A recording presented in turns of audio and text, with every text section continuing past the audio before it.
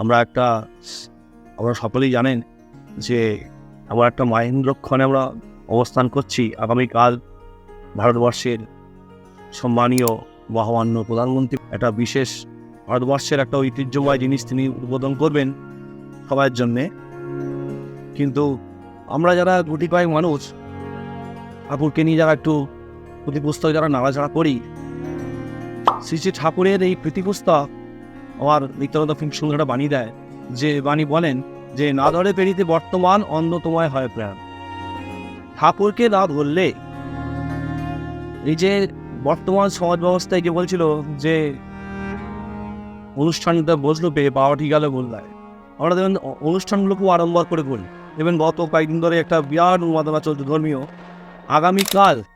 আগামীকাল বা এক্ষুনি বাড়িতে গিয়ে আমার সামনে মার্কেটে অনেক বই আছে বা ম্যানার কাছে অনেক বই আছে, বইটা খুলে প্রথম পাতাটা খুলে দেখবেন, ওখানে খুলে দেখবেন একটা কথা লেখা আছে। কি লেখা আছে অনেকে জানে, পড়ে রোজ ওই বইটা লেখা থাকে, সব ছাত্রছাত্রী পড়ে না, কিন্তু লেখা আছে ভারতবর্ষের সরকার, মহামান্য সরকার এবং পশ্চিমবঙ্গের সরকার ওটাকে ঠুকিয়ে দিয়েছে। কি লেখা আছে যে দেখো সেকুলার বলে একটা কথা আছে। সেকুলার মানে কি? ধর্ম নিরপেক্ষ, অথচ ধর্মীয় উত্তরাধিকার চলছে। এ দেখুন, না ধরে পেরিতে বর্তমান অন্ধ তোমায় হয় প্রায়। যদিও এই সৎসাজেশন করে এর যোগসাধে নেই, তথাপি আমি ভাবছি যে আমরা এখানে বসে বসে ভাবছিলাম যে আমরা ঠাকুরকে ধরে কত পবিত্র। আমরা যে সঠিক পথে চলছি, ঠাকুর না থাকলে এটা সত্যি আমরাও কিন্তু ওই গড্ডালিকা প্রবাহে কিন্তু দাবাসিয়ে দিতাম, এই ধর্মীয় উন্মাদন আমরাও চলে যেতাম। কিন্তু কি হলো ওখানে বলছে ধর্ম নিরপেক্ষ রাষ্ট্র, সেকুলার মানে হচ্ছে ধর্ম নিরপেক্ষ, আরও সব ভাষা আছে। যাই হোক, ঠাকুরকে একবার বলা হয়েছিল, ঠাকুর যখন জওয়াহরলাল নেহরু ঠাকুরকে বললেন যে ঠাকুর যখন জওয়াহরলাল নেহরু যখন ঠাকুরের কাছে এসছেন, ঠাকুর বলছেন যে তোমাদের সংবিধানে তো এই কথাটা কেন হঠাৎ করে ঢোকাতে গেলে, কেন কি কথা বলছে? এই যে ধর্ম নিরপেক্ষ, তাহলে কি হবে? দেখুন যে সম্প্রদায় নিরপেক্ষ ধর্ম রাষ্ট্র। এই যে ধর্মে সবাই বাঁচে পারে, সম্প্রদায়টা ধর্ম না রে, মুসলমান ধর্ম, খ্রিস্টান ধর্ম, বৌদ্ধ ধর্ম, এটা মত বহু প্রকার হতে পারে, ধর্ম একটাই। কি হবে? যে আচরণ বাক্য কর্ম বাঁচা বাড়ার উৎস হয় তাকেই জানি ধর্ম বলে, নইলে ধর্ম কিছুই হবে। মাস্তের অনেক যা যা লাগে তাই নিয়ে তো ধর্ম জাগে, বাঁচা বাড়ার মর্ম যা ঠিকই যেন ধর্মটা। এই যে এত ঠাকুরের ধর্ম নিয়ে বাণী, কি অপূর্ব। তাহলে আমরা যে কিছু মানুষ ঠাকুরকে ধরে যে কি অপূর্ব ঠাকুর বলছে, ওটা লিখবে, ওটা করে দেবে, চেষ্টা করবে এবং রক্ত দিয়ে চেষ্টা করবে। কি করবে? সম্প্রদায় নিরপেক্ষ ধর্ম রাষ্ট্র। দেখুন, ধর্মীয় উন্মাদনা চলছে। প্রজানরঞ্জন রামচন্দ্রকে আগামীকাল ওই গর্ভস্থ মন্দিরে ওই বিগ্রহটিকে প্রতিষ্ঠা করা। তাহলে সেই রামচন্দ্র যে চরিত্রের ছিল, সে চরিত্রকে আমরা অর্জন করতে পারবো? আমি ভবিষ্যৎ কেন জন্মান্তর চেষ্টা করলো ওই প্রজানরঞ্জন রাম আর কিন্তু কেউ আসবে না। তাই ঠাকুরের প্রেরিত প্রসঙ্গে একটা বই আছে, বিদ্যুরঞ্জন চক্রবর্তী প্রেরিত প্রসঙ্গে, অপূর্ব বই। ওই বইটা পড়লে কি জানতে পারবেন? যারা পূর্বতন পুরুষোত্তমদের যারা এসেছিলেন তাদের সঙ্গে ঠাকুরকে কিভাবে মার্চ করা হয়েছে। ঠাকুরই যে তিনি সেই যে রাম কৃষ্ণ বুদ্ধজি, সেই যে অবতারগণ পূর্বপুরুষেরা এসছেন, ঠাকুর যে রামচন্দ্র, ঠাকুর যে জেসাস, ঠাকুর যে রামকৃষ্ণ, ঠাকুর যে চৈতন্য মহাপ্রভু, ওই বইটার মধ্যে সব ডিটেলস দেওয়া আছে। তাই ওখানে একটা মেরাজ বলে একটা কথা আছে, হযরত মুহাম্মদ মেরাজ মানে যখন যখন পাহাড়ের পথে যখন হযরত মুহাম্মদ যাচ্ছেন, তখন ঠাকুর কোনো জায়গায় বলে ফেলছেন হঠাৎ করে যে হযরত মুহাম্মদ জুতো খুললেন, হযরত মুহাম্মদ পাহাড়ে উঠছেন, আমি এখানে বসলাম, আমি জুতো খুললাম, এইভাবে গুলিয়ে ফেলছে। তখন ভক্তরা প্রশ্ন করেছিল, আপনি কি মোহাম্মদ? তাও ঘুরিয়ে দিল ঠাকুর কথা। তিনি নিজে তার ক্ষমতা কখনো জাহির করেন না, এবং বহুবার বলা হয়েছে। তাই ওখানে ঠাকুর কি সুন্দর ওইখানে বিদ্যুৎ চক্রবর্তী ব্যাখ্যা করছেন যে এই যে প্রজানরঞ্জন রামচন্দ্র বলা হয়, যেহেতু একটা রামচন্দ্রের পরিবেশ আগামীকাল প্রতিষ্ঠিত হবে বিগ্রহ, তাই পরিবেশটা আমি বলছি খালি আমার পুরো আমার স্মৃতিটা উল্লেখ করার জন্যই বলছি, শেয়ার করছি যে কি অপূর্ব। ঠাকুর বলছেন যে একটু তন্ন করে খুঁজে দেখো যে প্রজানরঞ্জন নাম কারা বলে। আরো অনেক উক্তি ছিল দ্বিতীয়বাক্য। তাহলে একটা নগণ্য প্রজা সে রাজার কাছে তার মনের অভিযোগ বিনা সংকোচে জানাতে পারত। আপনি পারবেন? এখন কোনো নেতা মন্ত্রীর কাছে বলতে পারবেন আমরা এই পয়েন্ট আছে? কিরম পারবেন? বাপরে বাপ, ভয়ঙ্কর পরিস্থিতি হয়ে যাবে। কিন্তু ঠাকুর বলছেন তাহলে আমরা কথায় কথায় বলি আমরা যেন রাম রাজত্বে বাস করতাম, তা সে রাজত্বটা কেমন ছিল? সেটাই। এইবার ঠাকুরের ওই বইটা পেয়ে যাবেন যে কেন বলতো যে রাম রাজত্বে বাস করত। ঠাকুর কি অপূর্ব বলছেন, ওইখানে ব্যাখ্যা করছেন ঠাকুর যে আমার মনে হয় যখন ভরত যখন রামচন্দ্রের কাছ থেকে পদযুগল যে পাদুকা দুটো নিয়ে এলো, সিংহাসনে প্রতিষ্ঠিত করে বলেছিল যে দাদা আমি তো তোমার মতো রাজ্য পরিচালনা করতে পারবো না, তোমার এই আমার সিংহাসনে তোমার এই পাদুকা যুগল রেখে আমি রাষ্ট্র পরিচালনা করব। তাই বশিষ্ঠের ক্যাবিনেট ছিল, বশিষ্ঠ ক্যাবিনেট তিনি মন্ত্রিসভা পরিচালনা করতেন, আর তার সঙ্গে ছিল রামচন্দ্রের মন্ত্রিসভা, তিনি রাজা। তাই ঠাকুর বলতেন আমার বিদেশকে খুব ভালো লাগে। কেন? বিদেশে দেখবেন যারা ইংল্যান্ডে ওদের রাজার রাজপ্রথাও আছে, রাজতন্ত্র আছে, আবার ওদের মন্ত্রী আছে, ক্যাবিনেট আছে, রাজতন্ত্র আছে, ওদের রাজা আছে, রানী আছে, ওদের প্রতি কি শ্রদ্ধা, রাজ পরিবারের বিবাহ কি আনন্দ করে, সারা দেশ ওদের আনন্দ করে, এই রাজার প্রতি শ্রদ্ধা। তাই ঠাকুর ওইখানে বলছেন যে রামচন্দ্র যে ভরতকে যে চিঠিটা দিয়েছিলেন, ওই চিঠিটাকে তন্ন তন্ন করে খুঁজে দেখো, অনুসন্ধান করে দেখো, ওর মধ্যেই লুকিয়ে আছে কেন বলা হতো প্রজানুরঞ্জন রাম, কেন তাকে বলা হতো যে প্রজানুরঞ্জন রাম, কেন এই যে প্রজার প্রতি একটা নগণ্য প্রজার প্রতি তার প্রেম, তার ভালোবাসা, একজন রাজা হিসাবে কি করা উচিত, সেই রামচন্দ্রের ওইখানে উক্তিগুলো দেয়া আছে। ঠাকুর বলছেন আমি সবটা মনে নেই আমার, আমি কিছু কিছু বলছি। বিরাট চিঠি একটা ঠাকুরকে, যেমন ভরতকে তিনি চিঠি পাঠাচ্ছেন কিভাবে রাজ্য পরিচালনা করবেন, দেশকে কিভাবে পরিচালনা করবেন। যখন তিনি বনবাসে আছেন, ওই যখন তার পাদুকা যুগলকে সিংহাসনে রেখে প্রতিষ্ঠিত করছেন, তখন চিঠি পাঠিয়েছেন। চিঠিতে লিখছেন, প্রথম কি লিখছেন দেখুন, আজকে যদি আপনি এই যারা উন্মাদনা করছে, পতাকা নিয়ে করছে, বক্স বাজাচ্ছে দিন দিন ধরে, ওদের যদি জিজ্ঞাসা করেন আপনি ইষ্টবিধি করেন, তো ইষ্টবিধি আবার কি, অথচ দেখবেন ফার্স্ট ঠাকুর শুরু করছেন, দেখুন কি বলছেন, রামচন্দ্র, আমার কথা নয়, কালকে বইটা খুলে দেখে নেবে, বলছেন তুমি কি অতি প্রত্যুষে শয্যাত্যাগ করিয়া তুমি কি গুরুবন্দনা করো? কাকে বলছেন? ভরতকে বলছে। কে? রামচন্দ্র। প্রথম প্রশ্ন করছেন, তুমি কি অতি প্রত্যুষে ব্রাহ্ম মুহূর্তে শয্যাত্যাগ করে তুমি কি গুরুবন্দনা করো? ঈশ্বরকে নিবেদন করে খাও তো? বাহ, ইষ্টবিধি তো করে আমাদের গুরু ভাইরা। তাহলে কারা রামের ভক্ত হলো? আমরা রামচন্দ্র ভক্ত। ঠিক। এবং আমাকে অনেকে প্রশ্ন করেছে গতকাল যে এই যে আমাদের এত ধর্মীয় উন্মাদনা আমাদের পাড়ায় হচ্ছে, সব পতাকা টাঙাচ্ছে, এটা টাঙাচ্ছে, সব খ্রিস্টান টাঙাচ্ছে, তো তোমরা অংশগ্রহণ করো, তোমরা ধর্ম করো।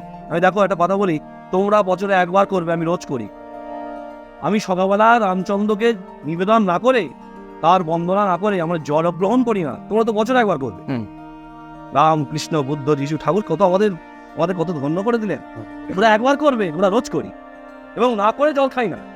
লাভ কে? আমরা শ্রেষ্ঠ হলো, আমরাই তো ভক্ত হলাম, তাকে আমরা রামচন্দ্রকে আমরাই তো বেশি ভালোবাসি, আমরা রোজ করি, ঠাকুর আমাদের সুযোগ করে দিয়েছেন। তাই বলেছিলেন এ সৎসঙ্গ is a কম্পানিয়ান of the everyone life and growth. একজন সৎসঙ্গ হচ্ছে প্রত্যেকটা মানুষের জীবন বৃদ্ধির সঙ্গী, প্রত্যেকটা মানুষের জীবন বৃদ্ধির সঙ্গী। এই বার্তা আমাদের পৌঁছে দিতে হবে প্রত্যেকটা মানুষের মধ্যে। আমি বলেছিলাম যে তোমরা বছরে একবার করবে, আমরা রোজ রামচন্দ্রকে স্মরণ মনন করে সকালবেলা তবে চলো গ্রহণ করি। ওখানে বলছেন তুমি ব্রাহ্ম মুহূর্তে শয্যাত্যাগ করে তুমি ইষ্টার্ঘ্য নিবেদন করে দিন শুরু করো তো। তারপরে ওখানে বলছে তোমার রাজ্যে কেউ অসহায় নেই তো, পরপর তিনি স্টেপ বাই স্টেপ বলে যাচ্ছেন, আমার সবটা মনে নেই, আমি কিছুটা বলছি। তোমার রাজ্যে কেউ অসহায় নেই তো, তোমার রাজ্যে কেউ দুর্বৃত্ত নেই তো, তোমার রাজ্যে নারীত্ব রক্ষিত হয় তো, তোমার রাজ্যে একটা নগণ্য প্রজাও এসে তোমাকে তার মনের অভিযোগ বলতে পারে তো। সব বলে দিচ্ছেন তিনি ওই বনবাসের থেকে তার চিঠির মাধ্যমে তাকে বার্তা দিচ্ছেন, এইভাবে পরিচালনা করবে। তারপর বলছেন ধী ধুরন্ধর দক্ষ সুযোগ্য প্রত্যুৎপন্নমতি মানুষকে তুমি সেনাপতির আসনে বসিয়েছে তো, তোমার রাজ্যে কোনো চোর নেই তো, তোমার রাজ্যে কোনো খুনি নেই তো, তোমার রাজ্যে কোনো আসামি নেই তো, পরপর সব বলে যাচ্ছে। তবে ওইটাকে বলেছিলেন রাম রাজত্বে আমরা বাস করি। আজকে মেলাতে পারবেন? আছে নারীত্ব আছে, সতীত্ব আছে। আমাদের সৎসঙ্গী গুরু ভাইরা বলেছিল প্রত্যেক মেয়েই তোমার মায়ের বিভিন্ন রূপ, মাই জগৎ জননী, মাকে মাগি ভেবে মরণ। কি অপূর্ব ঠাকুরের বাণী। আজকে আমাদের সৎসঙ্গী গুরু ভাইরা কোনো বাড়িতে গেলে বলে মা তোমার বাবা বাড়ি আছে, 18 বছরের মেয়ে, 22 বছরের মেয়ে, 26 বছরের মেয়ে, তাকে বলছে মা তোমার বাবা বাড়ি আছে। এই যে বিপ্লব ঠাকুর যে দিলেন, এই যে বিপ্লব ইরাং পিয়াম পরম করপি করলাম, তিনি কত বড় বিপ্লব আমাদের মধ্যে ঘটিয়ে দিলেন। তাই ঠাকুরকে একবার প্রশ্ন করা হয়েছিল যে ঠাকুর বিখ্যাত এবং স্বনামধন্য ভারতবর্ষের অন্যতম বামপন্থী আন্দোলনের পুরোধা বঙ্কিম মুখোপাধ্যায় ঠাকুরকে প্রশ্ন করেছিলেন যে ঠাকুর ধর্ম নিয়ে যখন এত হানাহানি, এত মারামারি, এত কাটাকাটি, এত রক্তক্ষয়, ধর্মটাকে বাতিল দিতে হয় না? ধর্মটাকে বাতিল দিন না, যেমন মিটে যায়। তখন ঠাকুর সমস্যা পূর্ণ করছে, তুমি কোন পার্টি করো? না আমি RSS করি। তাহলে তোমাদের RSS আছে, বজরং আছে, CI আছে, CIPT আছে, তোমাদের CPM আছে, CPIM আছে। এত ফ্যাংরা, এক কাজ করো না, মার্ক্সবাদ থেকে বার করে দাও। মার্ক্সবাদ থেকে বার করে দিয়ে সব পার্টি করো। তা কি করে? মার্ক্সবাদ থেকে একটু সহজ করতো, সব মার্ক্সবাদ থেকে তৈরি হয়েছে। CPM, CPIM, ফরওয়ার্ড ব্লক, এই যত সব তৈরি হয়েছে, একটাই কি মার্ক্সবাদ থেকে বার করে দাও।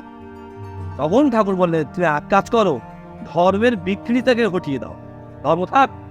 তাই তিনি বাণী করছেন, বাণী দিচ্ছেন আর্য ঋষিতে বাণী, ধর্ম নেই ধার্যতে জগৎ, এ তো অভ্যুত্থায়িত নিঃশ্বাস ধর্ম। ধর্মকে আঘাত করা মানে মানুষের জীবন ও বৃত্তিকে আঘাত করা, মানুষের মূল বাঁচাবার বুনিয়াদকে তদত করে দেওয়া। ধর্মের যদি একটু বিকৃত হয়, একটু যদি রোটপাট হয়ে যায়, সব শেষ হয়ে যাবে। তাই বলছেন ধর্ম নেই ধার্যতে জগৎ, সমস্ত পৃথিবীটাকে ধরে আছে ধর্ম। ধর্মকে কি বাদ দেবে? সেটাই দেবে। তাই ধর্ম কোথায় নেই বলুন? তোমার বলছে ঠাকুর ধর্ম বলছে তোমরা যে রক্তদান শিবির করো ওটাও ধর্ম, তোমরা যে বৃক্ষরোপণ পরিকল্পনা করো ওটাও ধর্ম, এই যে সরকার ব্যাঘ্র প্রকল্প করেছে, কুমির প্রকল্প করেছে, মৎস্য প্রকল্প করেছে, সব ধর্ম। বাঁচতে নড়ের যা যা লাগে তাই নিতে তাই কিন্তু ধর্ম জাগে। স্কুল, কলেজ, হাসপাতাল সবই তো লাগবে ধর্ম আসতে গেলে। তাই কোনটাকে বাদ দেবো? তাই ঠাকুরের কাছে না এলে আমরা সত্যি ভাবছি, এই বছর ভাবছিলাম যে আমরা সত্যি কতটা আপডেট আমরা। এই ঠাকুর একজন প্রলয়দা খুব ভালো বলেন যে ঠাকুর আপনার কাছে এতক্ষণ বসে আছি, সব তো ব্যাকডেটেড কথা বলছেন, একটু আপ টু ডেট কথা বলুন না। প্রলয়দা প্রশ্ন ব্যাখ্যা করেন, তোর মাস্টারমশাই কি বলছে, আপনি যখন ক্লাসে পরীক্ষা নেন আপনি কি বলেন যে শুধুমাত্র কি ফিফথ লেসন পড়তে হবে না আপ টু ফিফথ লেসন পর্যন্ত পড়াশোনা হবে? ঠাকুর আপ টু ফিফথ লেসন পর্যন্ত, তার মানে কি হলো? তাহলে 1 থেকে 5 পর্যন্ত। তাহলে আমিও তো তাই কই যে আর্য ঋষিরা যে শুরু করেছিল, যে বিধান বাঁচাবার যে বিধান শুরু করেছিল, সেই প্রথম থেকে মৎস্য কুর্ম কোন নৃসিংহ বামন শ্রীরাম, রাম কৃষ্ণ বুদ্ধ যিশু মোহাম্মদ শ্রীচৈতন্য রামকৃষ্ণ অনুকূলান্তর্বর্তী কোনো নাম সার সবেন বর্তমান। এই যে দেখুন সেই পূর্বতন থেকে শেষ পর্যন্ত আমি সব কমপ্লিট করে দিয়ে চলে গেছি।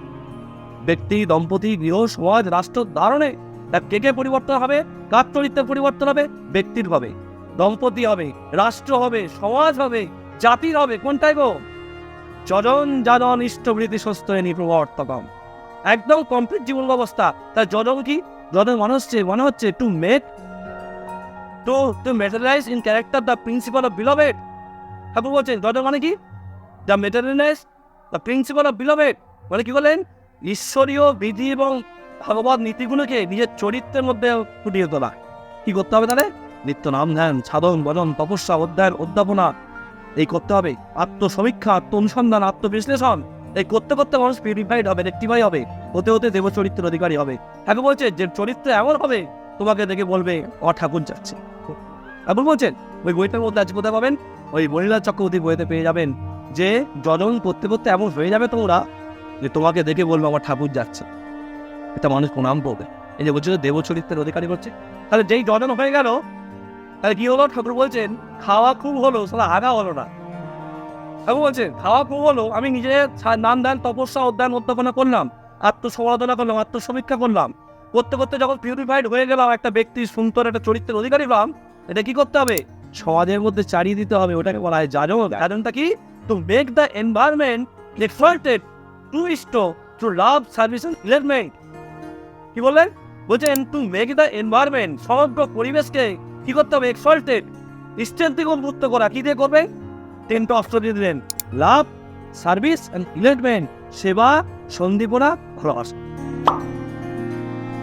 এই যে ভালোবাসা দিয়ে সমাজকে পরিবর্তন করতে হবে। ঠাকুর তাই করে দেখিয়ে দিয়েছেন। সত্যরঞ্জন দে ঠাকুরের সত্যরঞ্জন দে যে ঠাকুরের পরম ভক্ত ছিল, সত্যরঞ্জন দে কেমন করে পরিবর্তন করতে হয়, প্রেম কবির কথা দাদাভাই বলছিল।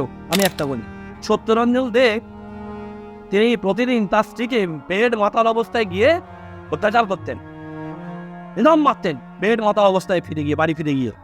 ওই সত্যরঞ্জন দে যখন বেড মাতাল অবস্থায় ফিরবে, বাড়ির সামনে দাঁড়িয়েছেন কে? আমার গুরুদেব, আমার আচার্য। পৃথিবীর বিশ্বের কোটি কোটি মানুষ যাকে গুরুপদ বরণ করে সিংহাসনটা দিয়েছে, এমনি নয়, তার জীবনটাকে তন্ন তন্ন করে খুঁজে দেখেছেন। তখন সত্যরঞ্জন দে ফিরবেন, বেড মাতাল অবস্থায় ফিরবেন, ও বাড়ির সামনে দাঁড়িয়ে আছে, না কি করছেন? অপেক্ষা করছেন তখন ফিরবে। আর যখন ফিরবে এবং বেড মাথা অবস্থায় ফিরছে, বলছে তোর জুতোটা খোল, তোর জুতোটা খোল। কেন ঠাকুর? বলছে খুলতে বলছি খোল, আর তুই সত্যি কর, আমি যা বলবো তাই করবি। বলছে ঠাকুর আপনি আমার বুঝতে, আপনি যদি বলেন আমায় করতেই হবে, তো তুই সত্যি কর। হ্যাঁ ঠাকুর করবো, হ্যাঁ ঠাকুর করবো, হ্যাঁ ঠাকুর তুই সত্যি করে গিয়েছি। পরে বলছে তোর জুতোটা খুলে আমাকে গুনে গুনে 25 গা এই পিঠে মারবি, 25 গা কিন্তু মারতে হবে, তুই আমার তুই সত্যি করেছিস। বলছে কেন ঠাকুর এর উপর হঠাৎ কাউকে বলছেন? বেড মাতাল অবস্থায় বলছেন, বড় বড় পা। বলছে যে শিষ্যের স্ত্রী তার গুরুর কাছে চোখের জল ফেলে, যে যে শিষ্যত্ব গ্রহণ করেও যে তার স্ত্রীকে অত্যাচার করে, তার যন্ত্রণা আর দুঃখের কারণ হয়, সে গুরুর তার গুরু হওয়ার যোগ্যতাই মা। তখন ওই সত্যরঞ্জন দের হাত থেকে জুতোটা পড়ে গেল। ঠাকুরের পা দুটো জড়িয়ে ধরেছেন, ঠাকুর আমার আর অপরাধ হবে না, আমি বড় অপরাধ করে পেরেছি, আমি প্রতিদিন আমার স্ত্রীর ওপর অত্যাচার করেছি, আমি আমার গুরু হয়ে এত মানুষের, বিশ্বের কোটি কোটি মানুষের গুরু আচার্য হয়ে আমি ওকে বলছেন তোর জুতোটা দিয়ে ওকে মার করছিস না। তাই আপনার এই প্রেম, আপনার এই ভালোবাসা, তুমি আগামী কাল থেকে আসছিল অত্যাচার করবো না। সেই সত্যরঞ্জন দে তিনি কি হয়ে গেলেন? তিনি ঋত্বিক দেবতা হয়েছিলেন আগামী ভবিষ্যতে। এবং আপনারা অবাক হয়ে যাবে শুনলে যে হেমকবির গান আমি গাইলাম, যে তোমায় দেখে দেখে আমার দেখা ফুটেছে, তোমার বাণী শুনে শ্রবণ শুনতে শিখেছে। এতদিন যা দেখেছিলাম সব ভুল দেখেছিলাম, না যদি ভুল দেখতাম। তারপরে কি খুব সুন্দর একটা গান আছে দেখবেন, জীবনের প্রতিকূলে তুমি অনুকূল, সকল ভুলের মাঝে চিরনির্ভুল। গানটা আমরা গাই, কি অপূর্ব গানটা দেখুন, ব্যাখ্যাটা কি হয়, কি সুন্দর ব্যাখ্যা দেখুন। ঠাকুর বলছেন আমার মনে হয় বাইবেলে জেসাস ক্রাইস্ট কখনো এই কথা কইতে পারে না। কি কথা গো? রেজিস্ট নয় ভিন। ঠাকুর বলছেন এই যে বিকৃত ধর্ম যখন বিপাকি বাহনে বিকৃত অর্থ দেয়, প্রেরিত যখন আবির্ভূত হন পাপী পরিত্রাণ পায়। এই যে প্রেরিতকে ধরতে হয়, বর্তমানকে ধরতে হয় কেন গো? তাহলে আমরা অন্ধকারে কেমন? বলছে আমার মনে হয় জেসাস ক্রাইস্ট কখনো অন্যায় কথা কইতে পারে না। কি কথা গো? রেজিস্ট ভিন, অন্যায় করুক প্রতিবাদ করো না, মানে তাই না বলো তো? ঠাকুর বলছেন তিনি যে জেসাস ক্রাইস্ট প্রমাণ পেয়ে যাবেন কি করে? আমার মনে হয় রেজিস্ট্রেড কোন একটা কমা ছিলই কি ছিল, আর কমা দেখুন, কমা হলে কি হয়? রেজিস্ট কমা নন এভিল কি হয়ে যাবে? প্রতিরোধ করো, অন্যায় থাকবে না। দেখুন কি হয়ে গেল। তাহলে ওরা কি করে? খ্রিস্ট সমাজ যা কিছু অন্যায় করছে, অপরাধ করছে, কনফেস বক্সে গিয়ে ক্ষমা চেয়ে নিচ্ছে, বিকৃত হয়ে গেল। একটা বানিন কমার জন্য, একটা কমান কি বলছিলেন? রেজিস্ট, প্রতিরোধ করো, নো এভিল। আর বলতে তাই যদি জেসাস ক্রাইস্ট বলবে, তাহলে জেসাসকে যদি এটাই কথা বলবে প্রতিরোধ করো না, অন্যায় হয়ে করুক, তাহলে তিনি যখন প্রেয়ার চলছে, তাহলে যখন বাজার বসিয়েছে ওই গির্জার বাইরে, তিনি লাঠি নিয়ে তেরে গেলেন কি করে? বুঝছে না তো? প্রেয়ার হচ্ছে গির্জায়, আর ওখানে বাজার বসিয়েছে, হুল্লোড় হচ্ছে, ওই হত্যাগুলো হচ্ছে। আর জেসাস ক্রাইস্ট তিনি লাঠি নিয়ে তেরে গেছে, আর এখান থেকে প্রেয়ার হচ্ছে, তোমরা এখানে তোমরা হুল্লোড় করছো। এই তার জীবন মিলছে কি না? প্রতিরোধ করো না, অন্যায় করো, প্রতিরোধ করো না। ওখানে একটা কমা ছিল। তাই ঠাকুর বলছে রামকৃষ্ণ কখনো অন্যায় কথা কইতে পারে না। কি গো? যত মত তত পথ। কি বললেন? একই, যত মত তত একই পথ। মত পথ একটাই, পথ আমার ঈশ্বর প্রাপ্ত। তাই বলছেন কামিনী কাঞ্চন নয় রে দোষের, শ্রেষ্ঠ স্বার্থে যদি হয়, শ্রেষ্ঠ স্বার্থে আনলে দেখা দাগিকে তার উচিত নয়। আমি গত কয়েকদিন আগে বেলডুমাটে গিয়ে দেখছিলাম সব মেয়েরা দেখি সব নেড়া হয়েছে, ওরা ধর্ম প্রচার করছে। দেখি বলা আছে শাস্ত্রের কোনো জায়গায় যে মেয়েরা ন্যাড়া হয়ে ধর্ম প্রচার করবে? বিকৃত হয়ে গেল। সন্ন্যাস মানে সম্যক রূপে ন্যস্ত করে কার কাছে? তো বিলাবেট, সুপ্রিয়ার বিলাবেট, সেই সুপ্রিম বিলাবাট যিনি, সেই ঈশ্বর পুরুষ, তার কাছে তোমাকে সম্যক রূপে তোমাকে আত্মসমর্পণ করতে হবে। তাই সন্ন্যাস সম্যক রূপে ঈশ্বরের কাছে আত্মসমর্পণ। কাম, ক্রোধ, লোভ, মোহ, ঐশ্বর্য ষড়ঋতু নিয়ে আমাকে তার চরণে পূজায় লাগতে হবে, এটাকে বলা সন্ন্যাস। ওরা কি হয়ে গেল? বিকৃত করে দিল, ন্যাড়া হয়ে ওরা ধর্ম প্রচার করছে, এবং মেয়েরা নেড়া হয়েছে। অদ্ভুত কাণ্ড। তাই এই যে বলছেন যে তাহলে ঠাকুরকে বললেন, ঠাকুর রামকৃষ্ণদেব যে বললেন তাহলে কামিনী মেয়ে আর নারী আর টাকা এদের তফাৎ থাকতে বললেন। ঠাকুর বলছেন আমার মনে হয় রামকৃষ্ণ ওইভাবে কথাটা বলতে চাননি। বলেছিল যে নারী শুধুই কামিনী, যে আমাকে ঈশ্বরের পথ থেকে দূরে সরিয়ে নিয়ে যায়, ঈশ্বরের কাছ থেকে আমাকে বিপদে পরিচালিত করে, সে নারীর তুমি মুখ দর্শন করো না, ওর থেকে তফাৎ থাকবো। তাহলে মা মাসি থেকে তো তফাৎ থাকতে বলেনি, তাহলে তিনি বিবাহ করলেন কেন? সেটাই তো। তাহলে আমার গুরু বিবাহ করছে, আমি বিবাহ করছি না, এত বড় পাকা হয়ে গেছে। কি অদ্ভুত ব্যাপার। তাই উলবাড়িয়ার একটা ঘটনা বলে শেষ করি। কিরকম হয়ে গেছে সমাজ ব্যবস্থাটাই বলে শেষ করবে। যদি ওটা ঠাট্টাই আর কিছু বলছি, অন্যভাবে নেবেন না। না না কিরকম হয়ে গেছে ধর্মটা দেখুন। বলছে উলবেড়ে একটা ডাক্তার ছিল, সে হোমিওপ্যাথি ডাক্তার। তা ও যখন চিকিৎসা করছে অনেক পেশেন্ট, এর মধ্যে হঠাৎ করে কল এসছে, কল আসে না বাড়ি থেকে, ধর্মটা কিরকম হয়ে গেছে দেখুন। বিজার ইচ্ছা মতো করে ফেলেছে আমি। তখন বলেছে যে তাহলে এক কাজ কর, কম্পাউন্ডারকে বলে যাচ্ছে তুই 15 নম্বর ওষুধটা দিয়ে দিস। এক ভদ্রলোকে তার পায়খানা হয়েছে, উনি বসে আছেন, আর সেই মুহূর্তে একটা কল এসছে। তখন বললেন তুই এক কাজ কর, তুই কলে যাচ্ছি, তুই 15 নম্বর ওষুধটা দিয়ে দিস। তোর এক এক ফিরে ফুটে তো ভদ্রলোক তো চলে গেছে বাড়িতে। আর পরে 2-3 দিন পরে আবার কাঁদতে কাঁদতে তার ডাক্তারবাবুরা আবার এসছে, বলে কি রে তুই তো সেদিন ওষুধ নিয়ে চলে গেলি, কি প্রবলেম, তোর পায়খানা সারেনি? হ্যাঁ ডাক্তার একটা সমস্যা হয়েছে, কি না পায়খানা পাচ্ছে, হচ্ছে না। তুই আবার কি ব্যাপার, তখন আমার এতদিনের চিকিৎসা ব্যবস্থা তারপর ফেলে হয়ে যাবে, মিথ্যে প্রমাণিত হয়ে যাবে। তুই কি বলছিস, পায়খানা হচ্ছে পাচ্ছে হবে না? কম্পাউন্ডারকে ডেকেছেন, কি রে তোকে যে বলুন ওষুধ দিব না, ডাক্তার আপনি বলে গেলেন, কিন্তু ওটা তো খুঁজে পাইনি, আমি 28 মিক্স করে দিয়ে দিচ্ছি। 28 ঠিক করে দিয়ে দিচ্ছি, কি হলো 28 সাথে 15, 8টা হচ্ছে পায়খানা হওয়ার জন্য, আর 7টা পায়খানা আটকে যা। এই জায়গায় দাঁড়িয়ে গেছে ধর্মটা, যে যার ইচ্ছা মতো করে নিচ্ছে। তাহলে কি হলো, সমাজ ব্যবস্থা কি হয়ে গেল? তিনি বলছেন কামিনী কাঞ্চন নয় রে দোষের শ্রেষ্ঠ স্বার্থে যদি হয়, যে গান আমাকে ঈশ্বরের দিকে দেবেন, ওই মুসলমানরা দেবেন গানকে হারাম বলে। আর হযরত মুহাম্মদের জীবনীতে পাওয়া যাচ্ছে, যখন তিনি বেলালের বাড়িতে নিমন্ত্রণ বাড়ি গেছেন, তখন বেলালকে বলে আরে বেলাল তোর বাড়িতে মজলিস বসে না কেন, সারা গান হয় না, বিয়ে বাড়ি দিয়ে আবার কি বিয়ে বাড়ি? তাহলে হযরত মুহাম্মদ কি গানকে হারাম করলেন? তিনি গান ভালোবাসতেন, রামকৃষ্ণদেব গানকে ভালোবাসতেন, বিবেকানন্দ গেলেই বলতেন তাহলে একই তো জীবন। গানকে ভালোবাসতেন, বিবেকানন্দ গেলেই বলতেন তুই শোনাবি না গানটা, মন চলো নিজে নিকেতনে জুড়াতে চাই, কোথায় জুড়াই, শোনাবি না? তাহলে ভালোবাসতেন তো গান, এগুলো গান ভাই বাসতে, একই জীবন। তাহলে বলছেন যে কামিনী কাঞ্চন নয় রে দোষে শ্রেষ্ঠ স্বার্থে যদি হয়, শ্রেষ্ঠ স্বার্থে আনলে ব্যাঘাত ত্যাগী কি তার উচিত নয়? যে অর্থ আমার ঈশ্বরের পূজায় লাগে না, যে অর্থ আমার গুরুদেবের পূজায় লাগে না, যে অর্থ আমার সমাজ সেবায় লাগে না, যে অর্থ আমার ঈশ্বরের প্রবোধনা করায় না, সে অর্থ থেকে ত্যাগ থাকতে বলেছে। আমাদের সমাজে অনেক বড় লোক আছে, তারা দেবে শুধু নিজের সংসার, আত্মীয় স্বজন, বন্ধু বান্ধব, খাওয়া পড়ার বিলাসিতা।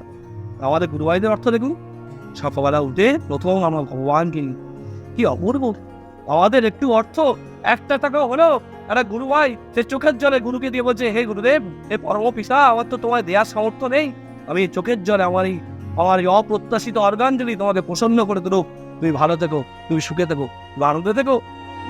এই 1 টাকার গুরুত্ব কত আমাদের কাছে, এবং ওই টাকা বিনা শর্তে মাস শেষে পাঠিয়ে দিচ্ছে আশ্রমে, সেই আশ্রমের ওই টাকা কত জনকল্যাণে ব্যয় হয়ে যাচ্ছে। তাহলে আমি একটা পাঁশকুড়ায় বসে আমি আপামর যখন সাধারণের মঙ্গলের যোগ্য আমি পতি হয়েছি। কত পবিত্র জীবন আমাদের, এই জীবন কি ত্যাগ করা যায়? তাই সকলে ভালো থাকবেন। জয় গুরু, বন্দে।